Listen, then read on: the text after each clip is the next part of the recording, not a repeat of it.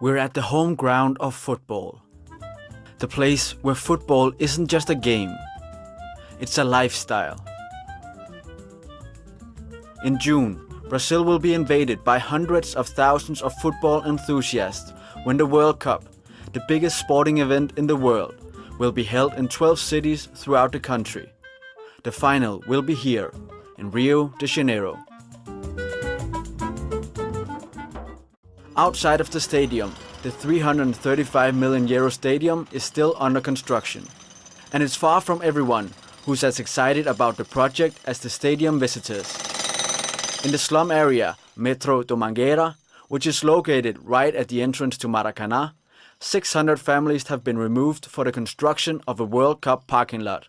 And they are far from the only unsatisfied house owners. 5 kilometers away from Maracanã, we find Providencia, Rio de Janeiro's oldest and most historical slum area, or favela as it's called here in Brazil. This is where Neysima was born and raised, and today lives with her sister and 2 children. Her closest neighbors are among the 150 families who have been forcibly removed so their house could be destroyed for the sake of a cable car. A cable car that will transport tourists from Rio's center to the top of Providencia.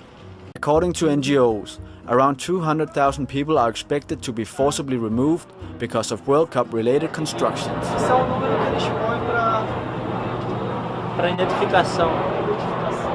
And it's far from everybody who has gotten fair treatment from the Brazilian authorities, claims Amnesty International. We clearly identify huge problems in terms of the way the people were notified, the way people were included in consulted, on the compensation which was being offered to them. We realized that the priority was not there. As the logic behind was a logic of profit and money, that what has prevailed. To understand the boys' background, we take a trip back to north of Brazil. Here we find Fortaleza, who will host 6 World Cup games. It's the 5th most unequal city in the world, and for the people at the bottom of society, life is far from a holiday heaven. 7% of Fortaleza's wealthiest own a fourth of the city's richest, while millions live on a bare minimum.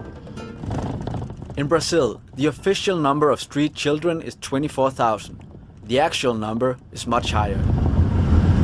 Dario's exit from the street life was provided by a helping hand from the German-owned organization O Pequeno Nazareno, which is located on the outskirts of Fortaleza. They seek out street children, give them shelter and education. 3, 4, 5, 6, 7.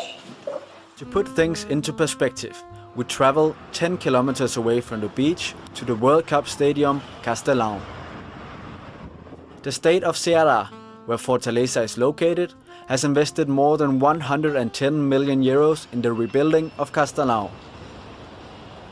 This amount is roughly the same as the amount the state has invested in public schools the last 4 years combined. The organizations that help vulnerable children in Fortaleza are also feeling the pressure from the World Cup economy. Manuel Torquato is the coordinator of the nationwide project Crianças Não é da Rua, in English, Children Don't Belong in the Streets. He is in close contact with numerous social organizations that suffer under the World Cup economy. Ano passado, 2 organizações fecharam as portas, porque não tem mais condições de atender as crianças sem ajuda financeira. Isso poderia ser evitado. Eram instituições que existem há 20 anos, que fazem trabalhos reconhecidos, e que atendiam crianças que estavam na rua. Esses projetos fecharam e esses meninos voltaram para a rua. Um desses projetos atendia meninas que estavam na rua numa situação de exploração sexual. Um projeto super importante. Esse também fechou as portas. E essas meninas voltaram para o ambiente de prostituição, para o ambiente de exploração. E isso está acontecendo o tempo todo.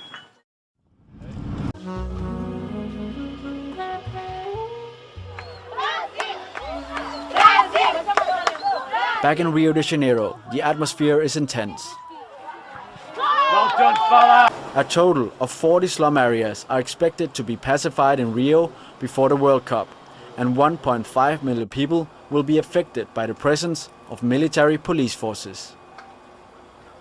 I'm not sure that the principal point is the human rights of the people inside. I think it's a project for a city that starts to be prepared for the mega events.